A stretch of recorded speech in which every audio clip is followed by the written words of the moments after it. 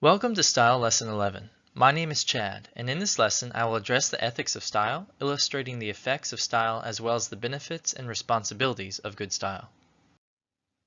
So how exactly is style ethical? Consider these statements by a few wise and prolific authors. In their book, The Elements of Style, William Strunk and E.B. White write, "Muddiness is not merely a disturber of prose, it is also a destroyer of life, of hope. Death on the highway caused by a misplaced phrase in a well-intentioned letter, anguish of a traveler expecting to be met at a railroad station and not being met because of a slipshod telegram. Think of the tragedies that are rooted in ambiguity, and be clear. When you say something, make sure you have said it. The chances of your having said it are only fair." This quotation illustrates the importance of clear and concrete style, demonstrating just how much can be at stake in the simplest bit of prose. Pastor and author John Piper adds to this warning by identifying the moral obligation of good style. It is unloving to cultivate patterns of grammar or punctuation that make communication harder. To not make every effort to adopt and adapt good style is a hateful thing to do. Writers who work hard to use good style love their readers enough to communicate in an understandable way so that what they say may be heard and allowed to take root. Why is it so important to recognize the ethical dimensions of style? Because style has numerous wide-ranging effects. Indeed, style has at least 5 prominent effects which make it full of ethical responsibility. First, style determines the clarity of communication. Will the content be arranged and composed in a way that the readers understand? Second, style communicates an implicit philosophy of action. Do people choose to act, or are they caused to act? Are people responsible for their actions? Third, style interfaces with the state of the reader. Does the writer meet the reader's needs? Is the writing accessible to readers? Fourth, style verifies the credibility of the writer. Does the writer exemplify good sense, good character, and goodwill toward others? Fifth, style seals an implied ethical contract between the writer and the reader. Is the writer ignorant of or willfully indifferent to readers' needs? Does the writer make reading harder and more complex than it needs to be? Good style is the ethical responsibility of writers because style affects everything from the messages we communicate to the understanding and disposition of the readers, from the perception of us as writers to the relationships and expectations between readers and writers. Style is not a preference. Style is a responsibility. So how should writers steward this ethical responsibility? According to Joseph Williams, writers should follow the general rule: write to others as you would have them write to you. Williams writes that few of us violate this first rule of ethical writing deliberately. It's just that we are all inclined to think that our own writing is clear. If our readers struggle to understand it, the problem must be not our flawed writing, but their shallow reading. But that's a mistake. In other words, in order for writers to make ethical style choices, they must be willing to trade places with their readers, writing with the same measure of clarity and grace they themselves are willing to encounter as readers. So since responsible writers follow the implied rule, write to others as you would have them write to you, the ethical issue is whether a writer commits unintended obscurity or intended misdirection. Readers gradually dismiss and even distrust and avoid writers and speakers who show willful indifference or innocent ignorance toward readers' needs. Consider this example of unintended obscurity. Before use, please read the following.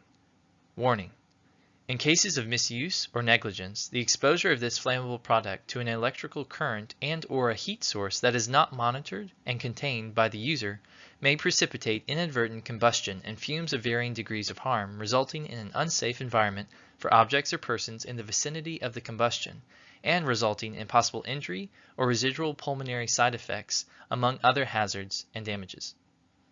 This description of lighter fluid is meant to warn users of the potential dangers involved in using the lighter fluid. Far from intending the harm of its users, this warning is intended to save lives. Unfortunately, the unintended obscurity of this description will not likely be responsible for saving many lives. Besides the overall wordiness of the warning, the numerous nominalizations and indirect language do little to give users a clear warning they can remember. How much more effective would the warning be if styled in this way? Before use, please read the following. Warning: Do not expose this fluid to electricity or an uncontained heat source because, if you do, this fluid will ignite and possibly explode, resulting in property damage or serious bodily injury. Or perhaps even more striking, if you misuse this lighter fluid, it may cause your house to burn down. How many more lives might be saved by clarifying the obscure warning in this way? If the writers had written to the reader in the way they would want to be written to, writers would have made this warning as clear and understandable as possible. The obscurity of their warning may cause them to not only lose the trust of users and be perceived as a shady corporation, but also lead to the possible death of an unknowing user. The stakes of your writing may not always be life or death, but you never know your full responsibility or the implications of your writing in the lives of readers. The other side of the ethical equation is intended misdirection, which deliberately seeks to confuse or deceive readers. Consider this example of intended misdirection. The life of the agreement. The Writer Tools Corporation gives users the right to terminate the agreement under charitable conditions. Users can begin the termination process at any time and at their discretion by direct written request. In all cases of termination, a termination form request must be initiated by the user within a month of the renewal date, and the form must be completed and returned within 10 days of the request, or else the corporation is not responsible for processing the request filed by the user. If the corporation is not the recipient of a completed termination form expressing the user's request to terminate the agreement by the 12th of the month, then the agreement will be automatically renewed along with all the complementary services affixed thereunto. This policy concerning the life and termination of a user agreement intentionally deceives users with its legalese. In the opening lines, the writers seem to give users the freedom to terminate the agreement at any time. However, the latter part of the policy stipulates that unless the user meets several strict requirements, the termination request will be denied and the payments will resume. The corporation clearly wants to keep users in a cycle of payments with very limited ways to get out of the agreement. However, the corporation wants to appear gracious and charitable, so the writers are not entirely clear and forthright at the beginning of the policy. And the language they use later in the policy is so full of nominalizations and passive voice that users may be easily confused about the proper timeline for their request. How much clearer and more forthright would the policy be if styled in this way? The life of the agreement. The user's agreement with the Writer Tools Corporation renews automatically unless 1. The user requests a termination form a month before the renew date. 2. The user completes and mails the form within 10 days. 3. The user finishes the request process before the 12th of the month. Although the corporation is less likely to confuse users into keeping their agreement and continuing to pay for their services, the corporation is more forthright with users in this shorter, clearer policy. The corporation confirms their credibility and integrity by writing a policy that people can clearly understand and follow. In addition to these ethical issues, writers also face what Joseph Williams calls rationalizing opacity, that is, justifying bad and unclear style. First, some justify the difficulty and complexity of their writing by claiming that the subject matter is so complex and difficult that clear prose would be impossible or unhelpful. More often than not, the subject matter can be communicated clearly and understandably. Williams gives the example of a literary theorist who writes unnecessarily complex writing without making the effort to write with greater clarity and simplicity. Only on rare occasions is the subject so complex that it demands complex writing. Yet, in those cases, such as some highly technical scientific report, the writing is still discernible and understandable to the intended readers who are well versed in the jargon of the field. Never assume that readers owe the writer an exorbitant amount of time to understand something that could be written more clearly. Second, others justify the complexity and muddiness of their writing by claiming that readers learn best when they must work to understand writers' complex writing. Readers do not learn better because the writing style is muddier and more complex. As Joseph Williams points out, no evidence supports so foolish a claim, and substantial evidence contradicts it. With these examples of the ethical issues involved in writing, what do you need to be able to write ethically? First, the will or motive to serve others out of care and love.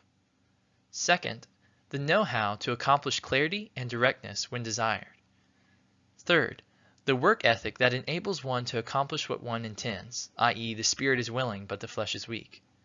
Fourth, the supporting ethical doctrine of human dignity, believing that people are worth the effort. Fifth, the imagination to enter into an audience's particular subjective situation. This kind of imagination is informed empathy, the ability to overcome one's own natural egocentrism and sociocentrism and imagine another person's experience or response. Writers must realize that hard hearts cannot do this. Lazy people will not do it. Ignorant people never think about it. Yet empathy informs the first principle of ethical communication, and the scriptures assume that Christians can develop empathy and imagination to follow Christ by practicing the Golden Rule, a rule which Joseph Williams repurposes in his writing principle, write to others as you would have them write to you. As Ludwig Wittgenstein wrote, everything that can be thought at all can be thought clearly. Everything that can be said clearly. So say things clearly and keep writing, and we will see you next time.